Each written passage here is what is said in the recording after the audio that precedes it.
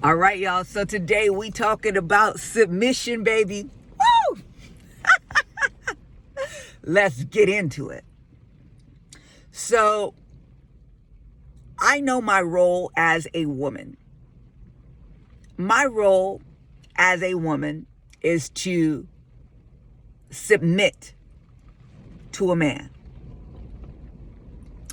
The man should have the ultimate authority in the household.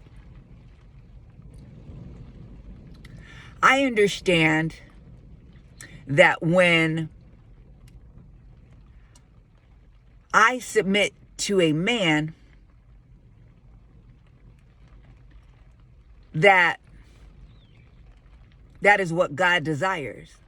That when I am out of order with the man that God gives me, that I am outside of the order of Christ, because Christ has established the order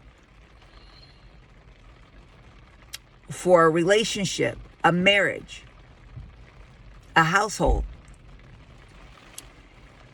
And in order for me to be in order with Christ, I need to be in order with that man. But see, I also know what your role is as a man. I know that you are supposed to love me that in the same way Christ loved the church. I know that you are supposed to wash me over with the word. That means you fill yourself so much with the word, with God, that you are surrendered to him in such a way that your flesh is not driving you, your soul is not driving you, but God is. That you are so much so surrendered to the presence of God and so full of God that when you come around me, that I don't just receive you, I receive God. I receive this outpour of what's in you, which is God. And as I receive all of that, I am washed over with God. You see, because what's going to come out of your mouth is what's in alignment with the word of God. You're going to be speaking this word and not even realizing it. You're going to be moving and acting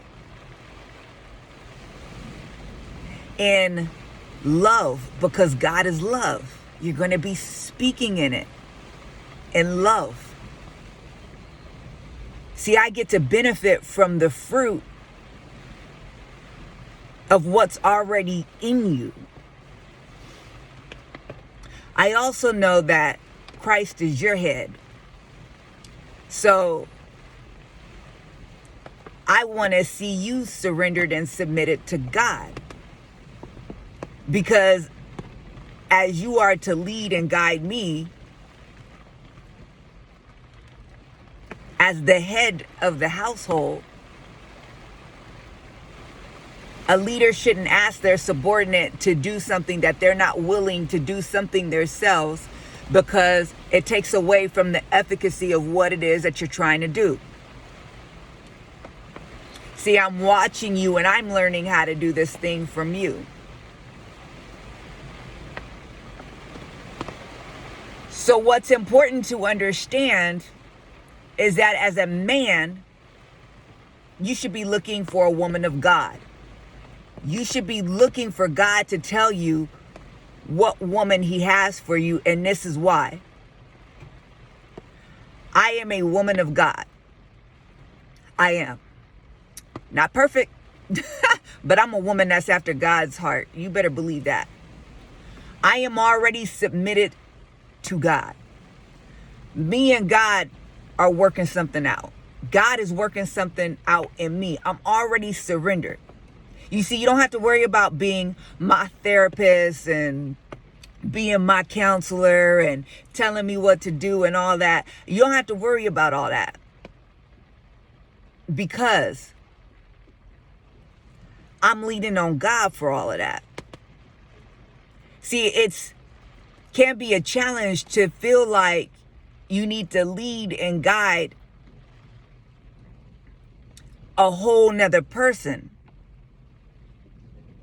You need God to help absorb the weight of that. So you need a woman that's submitted and surrendered to God. So she's first, before anything, looking to God for direction, for counsel, for love. So she can get full. So she can get spiritually nourished from the bread of life, from the living water.